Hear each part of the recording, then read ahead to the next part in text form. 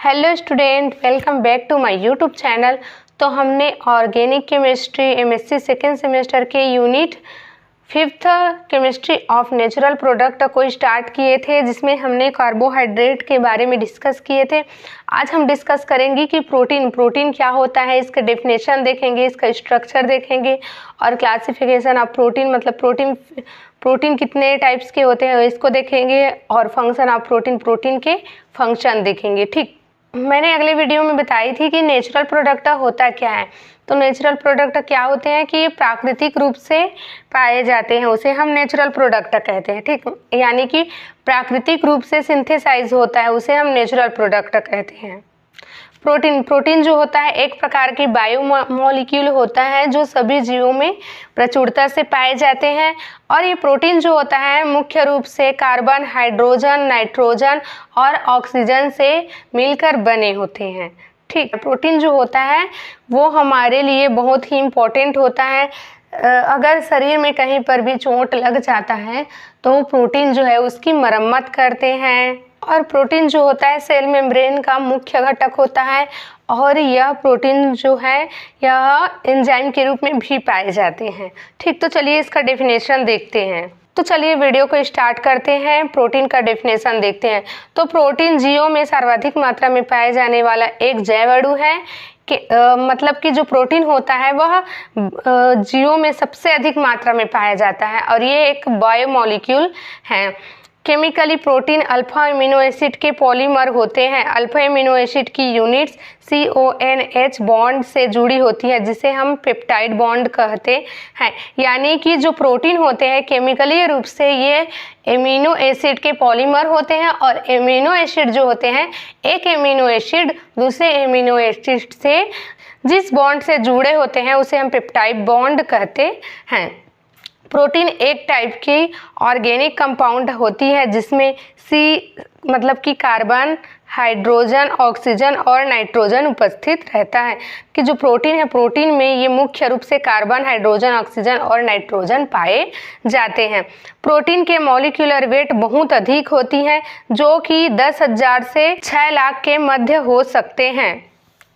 यहाँ पर कुछ प्रोटीन के उदाहरण दिए हैं जिनके वेट बहुत ही अधिक होते हैं। देखिए यहाँ पर, जैसे यहाँ पर अंडा एल्ब्यूमिन दिया है। अंडा एल्ब्यूमिन की जो वेट होती है वो 40,000 से 45,000 तक होती है। हीमोग्लोबिन एल्ब्यूमिन प्रोटीन, इसका वेट जो होता है 63,000 से 68,000 के बीच होता है। और दूध का केसिन प्रोटीन, इसकी जो वेट होती है वो 37,000 से 3,75,000 होती है। एमिनो एसिड की तरह प्रोटीन में भी एक सिरे पर NH2 ग्रुप्स तथा दूसरे सिरे पर COOH ग्रुप प्रेजेंस होते हैं। यानी कि एमिनो एसिड में एक तरफ NH2 ग्रुप्स होता है और दूसरे तरफ क्या होता है C carboxylic group COOH groups presence होते हैं। और ये प्रोटीन में भी होते हैं क्योंकि एमिनो एसिड के पॉलीमर ही प्रोटीन कहलाते हैं। ठीक, देखिए यहाँ पर एमिनो एसिड के एक स्ट्रक्चर दिए गए हैं। एमिनो एसिड के ये है COOH जिसे हम कार्बोक्सिलिक ग्रुप कहते हैं और ये है NH2 जिसे हम अल्फा एमिनो ग्रुप कहते हैं। और ये एमिनो एसिड जो है प्रोटीन का फॉर्मेशन करते हैं। अब देखते हैं कि प्रोटीन की स्ट्रक्चर कैसी होती है। प्रोटीन की स्ट्रक्चर, प्रोटीन के मॉलिक्यूल एमिनो एसिड के बने होते हैं क्योंकि प्रोटीन जल अपघटित होकर एमिनो एसिड देते हैं। एमिनो एसिड प्रोटीन की संरचनात्मक यूनिट्स हैं। प्रोटीन में एमिनो एसिड लीनियर फॉर्म में पेप्टाइड या एमाइड बॉन्ड CONH ग्रुप के द्वारा आपस में जुड़े होते हैं। ठीक, तो प्रोटीन जो होते हैं वे एमिनो एसिड से मिलकर ही बने होते हैं। अगर हम प्रोटीन की जल अपघटित कराए या हाइड्रोलाइसिस कराए तो हाइड्रोलाइसिस के दौरान यह एमिनो एसिड में टूट जाता है। ठीक, और एमिनो एसिड प्रोटीन की संरचनात्मक यूनिट होती है। यानी कि जो एमिनो एसिड होती है वो प्रोटीन की संरचनात्मक इकाई होती है। प्रोटीन में एमिनो एसिड लीनियर फॉर्म में पेप्टाइड या इमाइड बॉन्ड द्वारा जुड़ते जाते हैं, यानी कि जो एमिनो एसिड है वो दूसरे एमिनो एसिड से जुड़ेंगे तो उस बॉन्ड को हम क्या कहेंगे, पेप्टाइड बॉन्ड, या फिर हम उसे इमाइड बॉन्ड कहते हैं। ठीक, एक एमिनो एसिड मॉलिक्यूल का COOH ग्रुप दूसरे एमिनो एसिड के NH2 ग्रुप से रिएक्शन कर वाटर का मॉलिक्यूल रिलीज करते हैं तथा नई कड़ी द्वारा इमाइड बॉन्ड बनाते हैं जिसे डाइपेप्टाइड कहते हैं। तो देखिए यहाँ पर दो एमिनो एसिड दिए हैं, तो एक एमिनो एसिड के COOH ग्रुप और दूसरे एमिनो एसिड के NH2 ग्रुप जो है आपस में बॉन्ड बनाते हैं और वाटर के मॉलिक्यूल रिलीज करते हैं। उसके बाद जो बनता है उसे हम प्रोटीन कहते हैं। और यहाँ पर जो बॉन्ड बने हैं NH और CO के बीच जो बॉन्ड बने, इसी बॉन्ड को हम क्या कहते हैं, पेप्टाइड बॉन्ड। पेप्टाइड बॉन्ड और दो एमिनो एसिड है, देखिए एक और दो एमिनो एसिड है, तो दो एमिनो एसिड होने के कारण इसे हम डाइपेप्टाइड बॉन्ड कहेंगे। क्या कहेंगे, डाइपेप्टाइड बॉन्ड, या फिर इसे हम इमाइड बॉन्ड भी कह सकते हैं। ठीक है, यहाँ पर प्रोटीन की स्ट्रक्चर दिया गया है, आप देख सकते हैं। ठीक है, तो चलिए देखते हैं प्रोटीन का क्लासिफिकेशन। तो प्रोटीन को फिजिकली प्रॉपर्टीज एंड सॉल्यूबल के बेस पर फॉलोइंग सीरीज में क्लासिफाइड किया गया है, यानी कि जो प्रोटीन होता है उनकी फिजिकल प्रॉपर्टीज और सॉल्यूबल के बेस पर इनको निम्न क्लास में क्लासिफाइड किया गया है। पहला है यहाँ पर सिंपल प्रोटीन और दूसरा है कॉन्जुगेटेड प्रोटीन।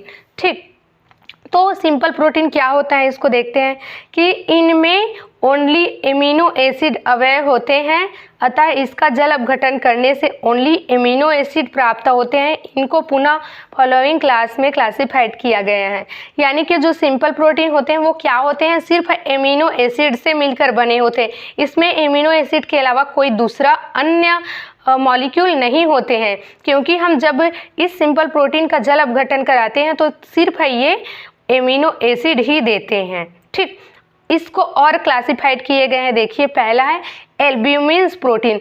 तो ये जो एल्ब्यूमिन्स प्रोटीन होते हैं ये वाटर, एसिड एंड बेस में सॉल्यूबल होते हैं। गर्म करने पर इनका इमल्शन यानी स्कंदन हो जाता है।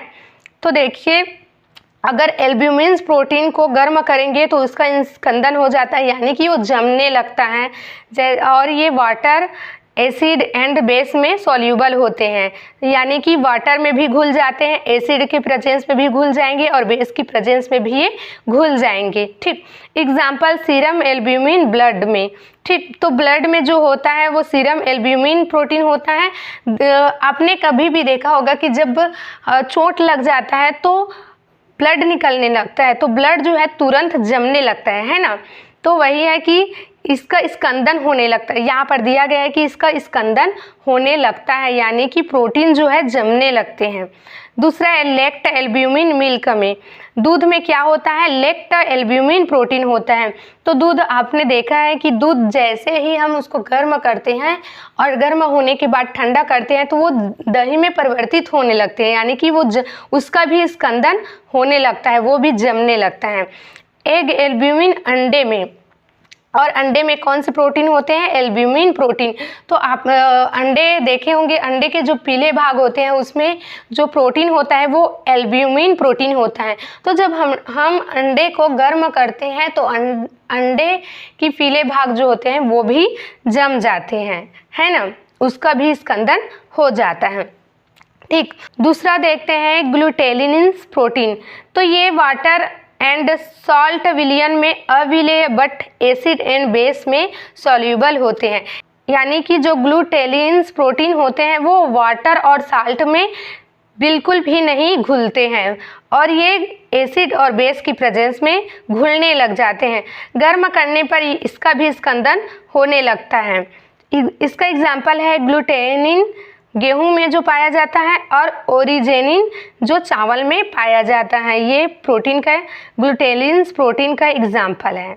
ठीक, तीसरा इसका हिस्टोन प्रोटीन। तो हिस्टोन प्रोटीन जो होते हैं ये वाटर तनु अम्लों में सॉल्यूबल होते हैं बट बेस में इनसॉल्यूबल होते हैं।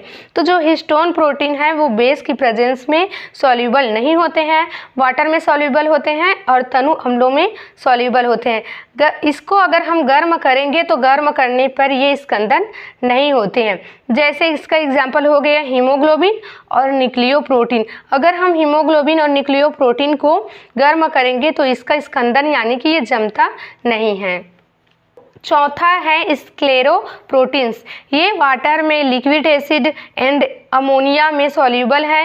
ये एंजाइम द्वारा अप्रभावित रहते हैं।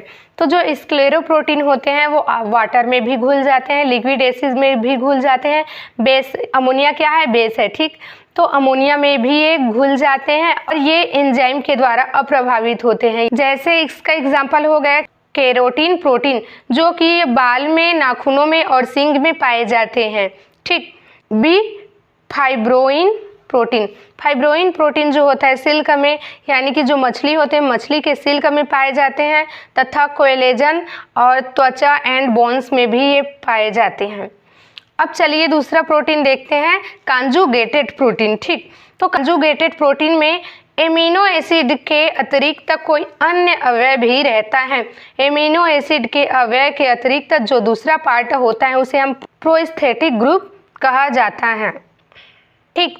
तो हमने सिंपल प्रोटीन देखे, प्रोटीन में क्या थे? सिर्फ एमिनो एसिड थे। लेकिन अगर एमिनो एसिड के अलावा कोई दूसरा ग्रुप होता है तो उसे हम कॉन्जुगेटेड प्रोटीन कहते हैं। और ये दूसरा ग्रुप क्या होता है? प्रोस्थेटिक ग्रुप होता है, ठीक। जो एमिनो एसिड के अलावा कोई दूसरा ग्रुप जो होता है या दूसरा पार्ट होता है उसे हम प्रोस्थेटिक ग्रुप कहते हैं, ठीक। एग्जाम्पल है न्यूक्लियोप्रोटीन। तो न्यूक्लियोप्रोटीन इनमें एमिनो एसिड के अतिरिक्त न्यूक्लिक एसिड प्रोस्थेटिक ग्रुप रहता है, ठीक। तो न्यूक्लियोप्रोटीन में क्या है? एमिनो एसिड के अलावा न्यूक्लियो एसिड होता है और न्यूक्लियो एसिड को हम क्या कहेंगे? प्रोस्थेटिक ग्रुप, ठीक। ये water salt solution, basic solution में सॉल्यूबल होते हैं। ये सेल के न्यूक्लियस में रहते हैं। तो ये क्या होते हैं? जो न्यूक्लियोप्रोटीन होते हैं वो वाटर में भी सॉल्यूबल हो जाते हैं, साल्ट सॉल्यूशन में भी सॉल्यूबल हो जाते हैं और बेसिक सॉल्यूशन में भी सॉल्यूबल हो जाते हैं। और ये मेनली न्यूक्लियस में पाए जाते हैं, ठीक। अब दूसरा देखते हैं फास्फोप्रोटीन। इसके नाम से ही पता चल रहा है कि एमिनो एसिड के अतिरिक्त क्या जुड़े? इसमें फास्फो ग्रुप जुड़े हैं, ठीक। फास्फो ग्रुप क्या हो जाएंगे? Prosthetic group. तो देखिए इसका थ्योरी, इनमें प्रोस्थेटिक ग्रुप फास्फोरस एसिड होता है। ये वाटर में इनसॉल्यूबल एंड बेस में सॉल्यूबल होते हैं। केसिन प्रोटीन इसी प्रकार का प्रोटीन होता है जो दूध में पाया जाता है, ठीक। तो प्रोटीन में एमिनो एसिड के अतिरिक्त अगर फास्फोरस होंगे तो उसे हम क्या कहेंगे? फास्फोप्रोटीन कहेंगे, ठीक। और ये फास्फोप्रोटीन जो होते हैं वे वाटर में इनसॉल्यूबल होते हैं और बेस की प्रेजेंस में सॉल्यूबल होते हैं। जैसे केसिन हो गया, केसिन जो है दूध में पाए जाने वाला प्रोटीन है, एक प्रकार की फास्फोप्रोटीन ही है। तो चलिए अब देखते हैं प्रोटीन के कार्य, फंक्शन ऑफ प्रोटीन। तो पहला इसका फंक्शन है मेम्ब्रेन प्रोटीन। मेम्ब्रेन प्रोटीन जो होते हैं सेल मेम्ब्रेन के मुख्य घटक के रूप में उपस्थित होते हैं। दूसरा है एंजाइम। तो प्रायः जो प्रोटीन होते हैं वो एक प्रकार की एंजाइम होते हैं, ठीक। और जो जैविक क्रिया हेतु विभिन्न अंगों से उत्पन्न होता है। तीसरा है इसका हार्मोन्स। हार्मोन्स एक प्रकार की प्रोटीन होती हैं जो सभी जीवों में पाए जाते हैं। चौथा है इसका ब्लड प्रोटीन। तो ब्लड प्रोटीन जो होता है वो प्लाज्मा प्रोटीन तथा हीमोग्लोबिन के रूप में उपस्थित होते हैं। पांचवा है एल्ब्यूमिन प्रोटीन। एल्ब्यूमिन प्रोटीन जो होते हैं वो लीवर में सिंथेसिस होने वाला यह प्रोटीन बिलीरुबिन को लाने ले जाने का कार्य करता है। और जो एल्ब्यूमिन प्रोटीन जो होता है वो क्या होता है? वो लीवर में सिंथेसिस किए जाते हैं और ये जो प्रोटीन जो होता है वो बिलीरुबिन प्रोटीन को लाने और ले जाने का कार्य करती हैं, ठीक। इस प्रकार से हमारा केमिस्ट्री ऑफ नेचुरल प्रोडक्ट का सेकेंड टॉपिक प्रोटीन कंप्लीट हुआ। अगर स्टूडेंट यहाँ तक के समझ में ना आया हो तो कमेंट ज़रूर करना और वीडियो अच्छी लगी हो तो लाइक करना, अपने दोस्तों में शेयर करना। मिलते हैं नेक्स्ट वीडियो में, जहां पर हम केमिस्ट्री ऑफ नेचुरल प्रोडक्ट की अगला टॉपिक देखेंगे। तब तक के लिए बाय बाय।